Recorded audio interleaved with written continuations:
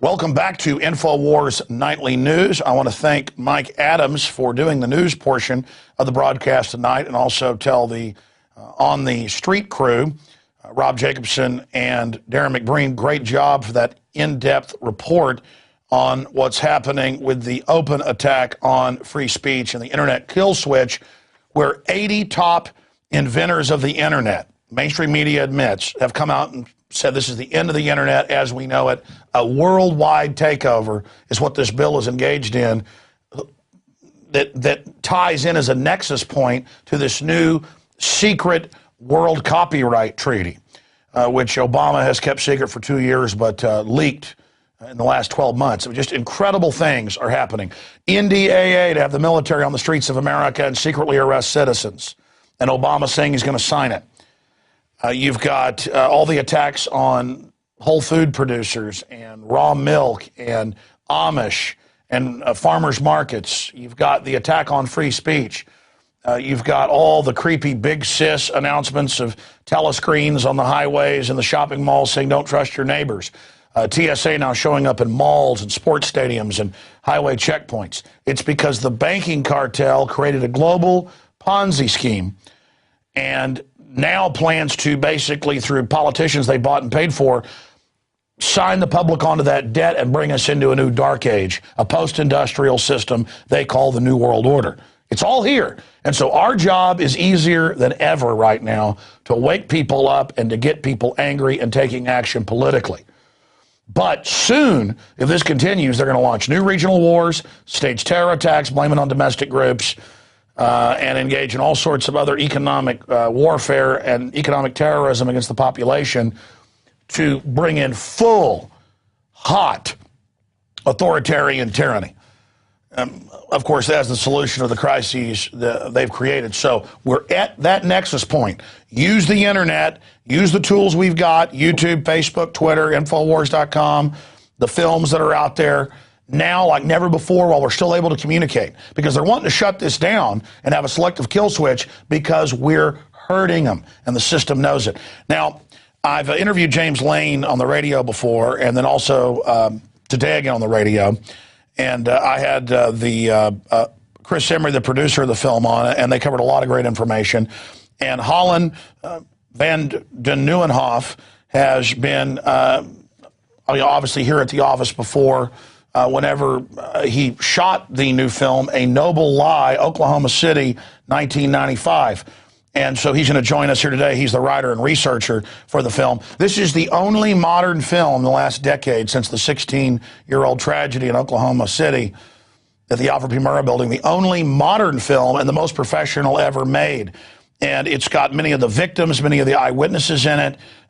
It really is an incredible achievement, and it's so important now because, as we know, those that don't know history are doomed to repeat it. It's so critical right now that we understand that they're gearing up to stage these events again. And they're so arrogant, they've had all these top globalists basically bragging and saying a new Oklahoma City will help us get our agenda through.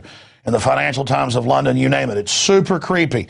And so I want to encourage everybody to support the filmmakers, also the Infowars operation, but more importantly, get a tool to wake up others and to show your friends and family, and to go to Infowars.com and get it, because if you order by Sunday night, we can guarantee it can be shipped out to you before Christmas. So Infowars.com or 888-253-3139, and then have viewing parties, show it to your friends and family so that they understand false flag terror, because if we expose that system, we checkmate the globalists where they cannot continue these Reichstagian self-inflicted wound operations. So again, James Lane, who is the director, and Holland van den Nieuwenhof join us to break this down. Holland, every time I get you on, I butcher your cool name. Did I get it right the second time? The first time you got it right, it's van den Nieuwenhof. Van den Nieuwenhof. So easy when you hear it. I can barely say Jones. Good to have you here with us, gentlemen. You spent 2 years making the film. Briefly, Holland, break down what you think is so powerful about the film and why it's so important. And then let's launch into, because I got into the question today, who do we know is involved at the highest levels in the cover-up and in the bombing itself? And what are some of the other key points we didn't cover on the radio? Well, what's unique about this film is that we were able to compile the amazing trail of evidence compiled by independent investigators, police officers, and so forth, and the Oklahoma Bombing Investigation Committee over the past 16 years, package it, and show it to the American people, because all of this information, most of it has been reported before, but the mainstream media just won't cover it. Also, we've been able to break new ground with our own investigation. This was half movie making, half investigation. We've talked to witnesses who have never exposed themselves before, who have never talked to the public or put their name out there before, to expose this information about the bombing. One thing that we try to do in this movie, Alex, is actually boil it down to the most provable essence. If not, it would have been a 10-hour movie. This is going to be the last time that, people are going to be able to hear the actual eyewitness testimony of people that were actually in that building. They said this is the last time they're going to do an interview.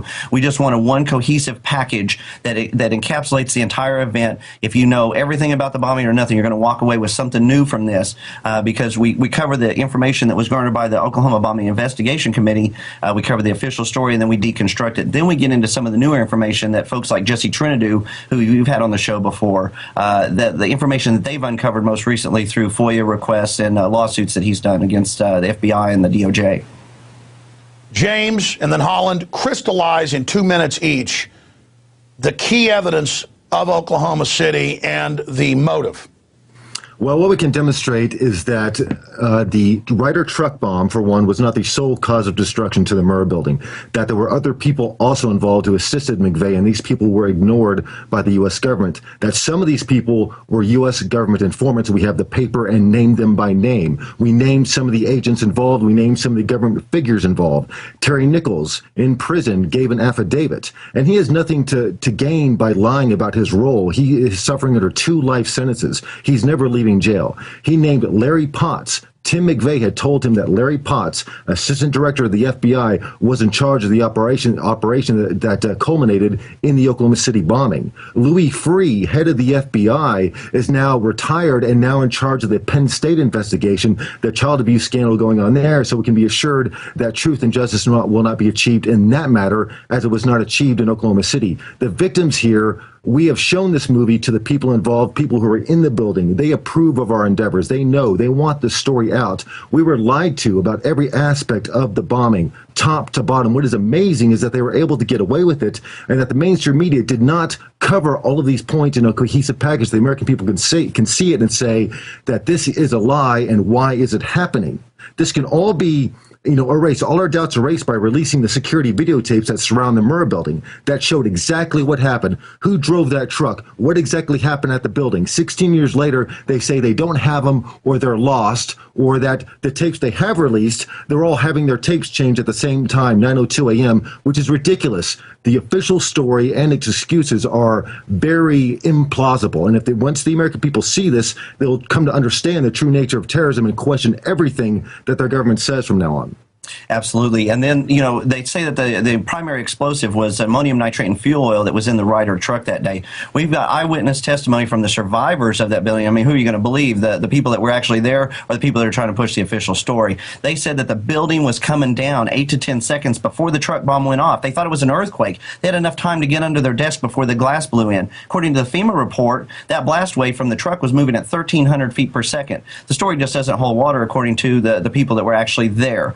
When you add that with the fact that we've got Brigadier General Parton, who does an analysis of the bombing, showing where the additional ordnance would have been placed. You've got Dr. Samuel Cohen, the inventor of the neutron bomb, saying that it would be against the laws of physics, no matter how much ammonium nitrate and fuel oil was used, to bring that building down. We've got a report from Eglin Air Force Base where they constructed a single larger explosive, set it off next to a weaker structure, and it did less damage. It was their conclusion that there had to be additional ordnance inside the building.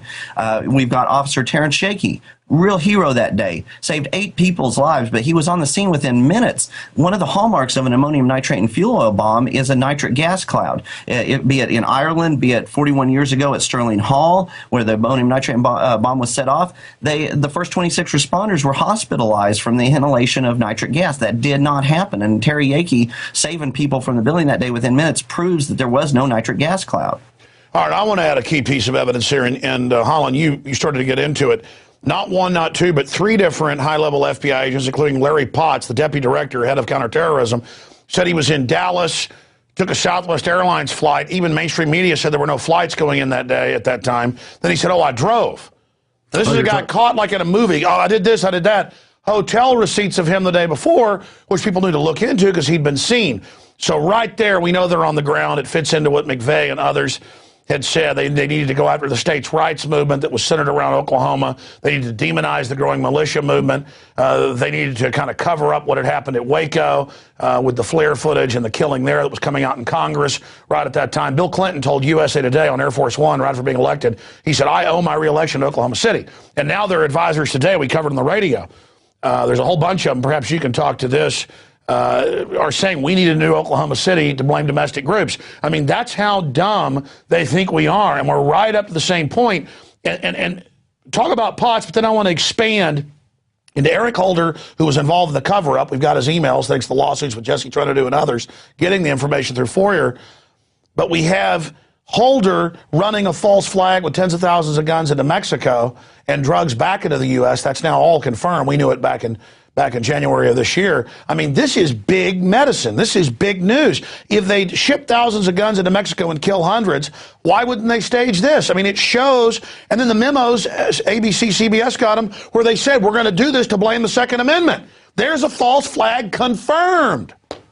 Exactly. Operation Fast and Furious is making the headlines right now, where it shows that the ATF is documented, along with the FBI, was shipping guns to Mexico. That has killed thousands of people. And Eric Holder, the Attorney General of the United States, responsible for enforcing the laws of the land back in 1995, he was in charge of the FBI investigation, the Department of Justice investigation into the Oklahoma City bombing, and in charge of the cover-up of the murder of Kenneth Trentadue in federal custody. We have his emails where he talks about the Trentadues and Trentadon'ts on how to cover up the story. And the Trentadue story led directly to Oklahoma City. So what you have in the headlines now is Holder implicated right now in a false flag operation that has killed thousands of people. Yeah, you're right. Let me stop you because the Mexican government and the U.S. admit over 2,000. You're right. It's not hundreds. It's thousands. And it's at least 6 cops and Border Patrol on our side. Please continue.